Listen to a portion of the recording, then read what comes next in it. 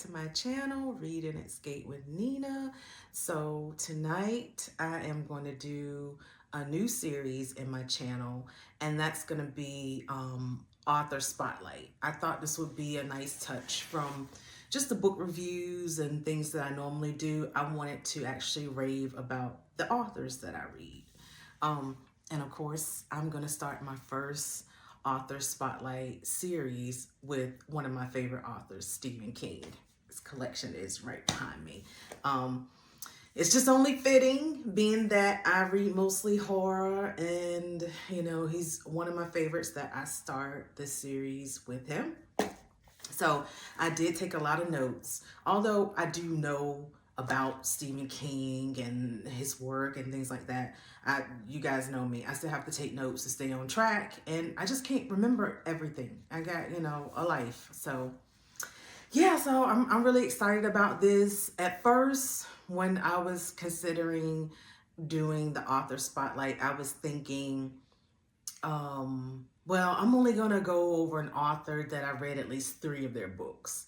Then I was like, well, what's the point? Because if I read at least one of their books, then doing research on them for my spotlight series will open me up to their other types of books and more about them. So I decided that I would do an author spotlight even after just only reading one book from that author. And also it'll give you guys a chance to maybe get some information on the author and all their types of books, and you may be interested in reading them. So instead of doing 3 or more, I'm like, 1 is enough. If I read one, I'm going to do a spotlight on them, and then I'll present that to you all. And if you're interested in any of their books, then that's great. And I say that because when I was thinking about this, I was like, well, Stephen King is pretty easy because I think I've read maybe 10 of his books. He's written 70, or I think it's over 70.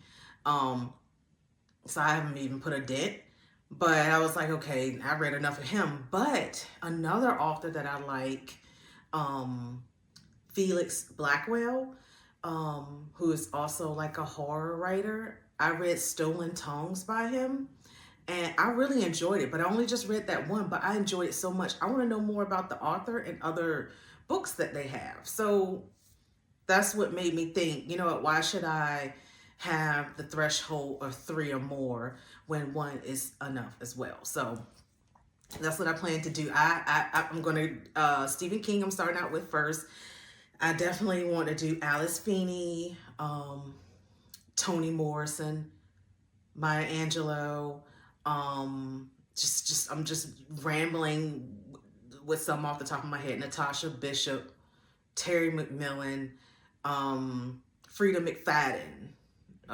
So many others I want to do and know a little bit more about these authors, and I thought this would be a great series for my channel. I hope you guys like it. I'm excited about it. So let's get right into it. So Stephen King, he was born in Maine. We know that most of his books are taking place in Maine. That's the Stephen King universe. In 1947, Portland, Maine, to be specific, in 1947. And he is just, I mean, one of the most influential, masterful writers to date. I just feel like he's a master of horror, but I don't like to just minimize him to that. He's also a master with storytelling and drama, fantasy. What else did I have here? Suspense, crime. We already know from one of my favorites, 11/22/63, that was fantasy, that was historical fiction.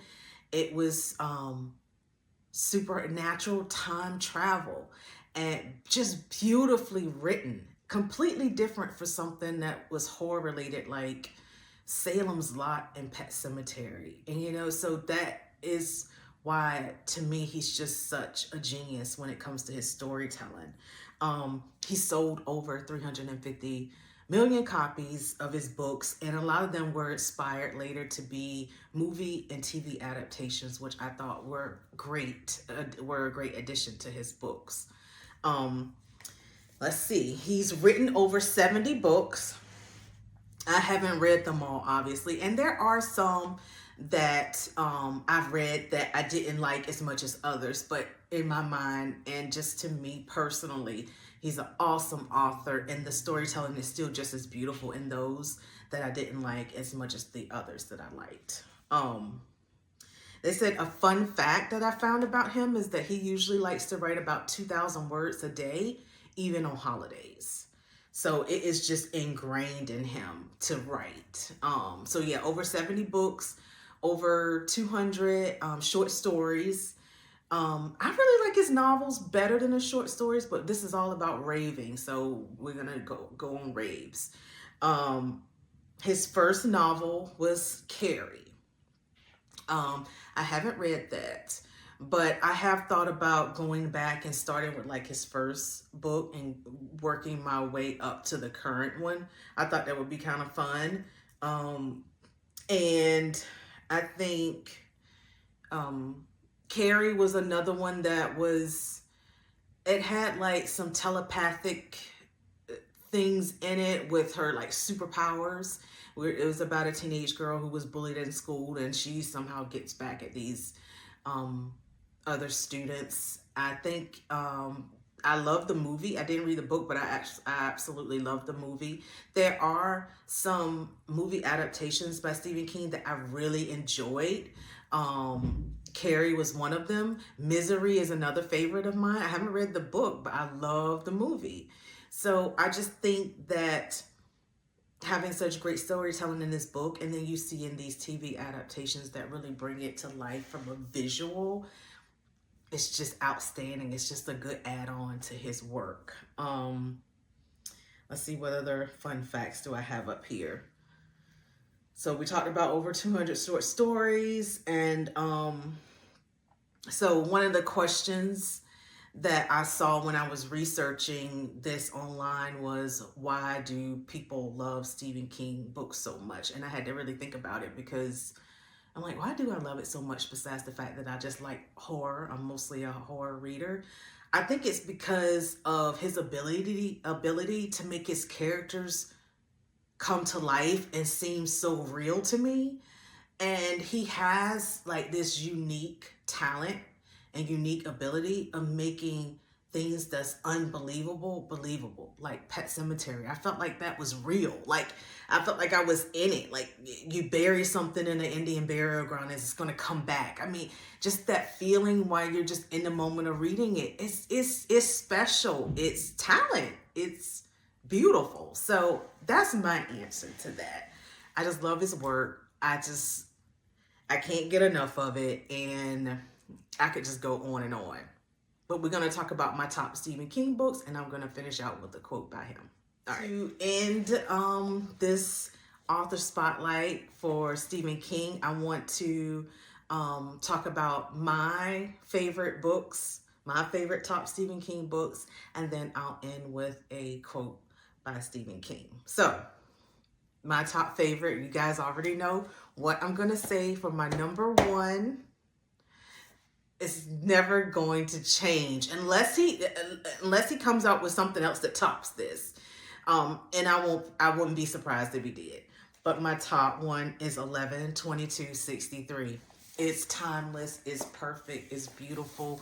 I will never forget it. It's near and dear to me. I have it right here. I just love it. I just love it.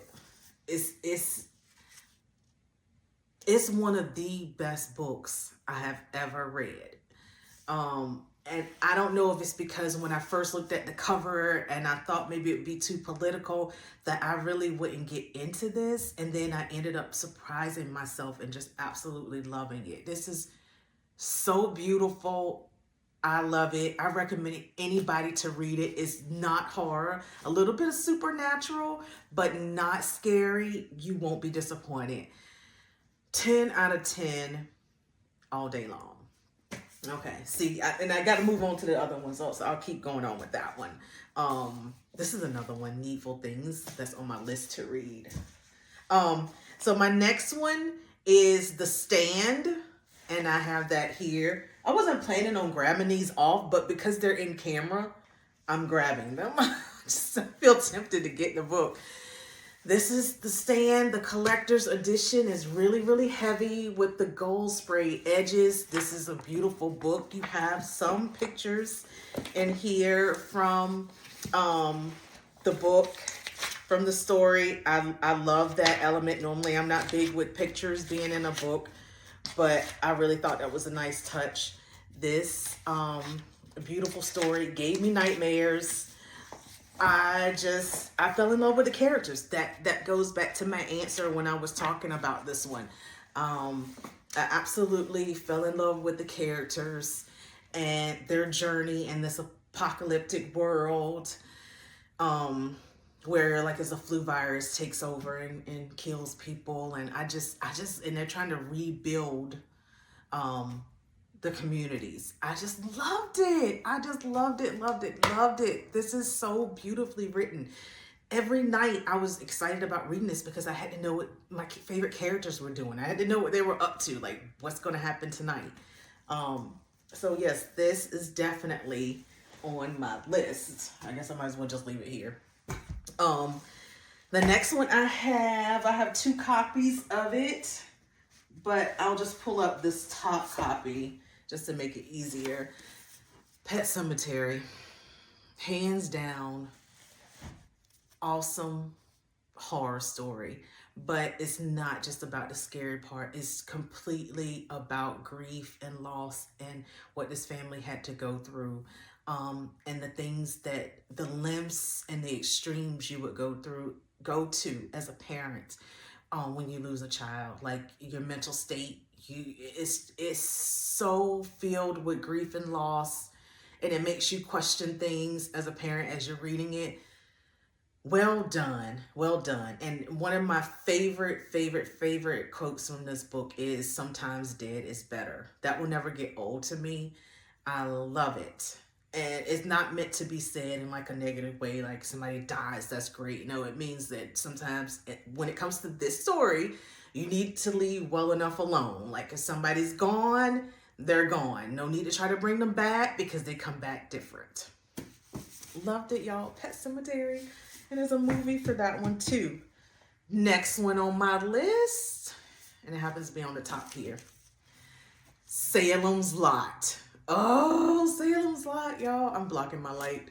Salem's Lot, I absolutely loved it. I even have tabs in here, highlights from when I took notes. This isn't your cheesy, beautiful vampire love story type of book. This is real deal vampires.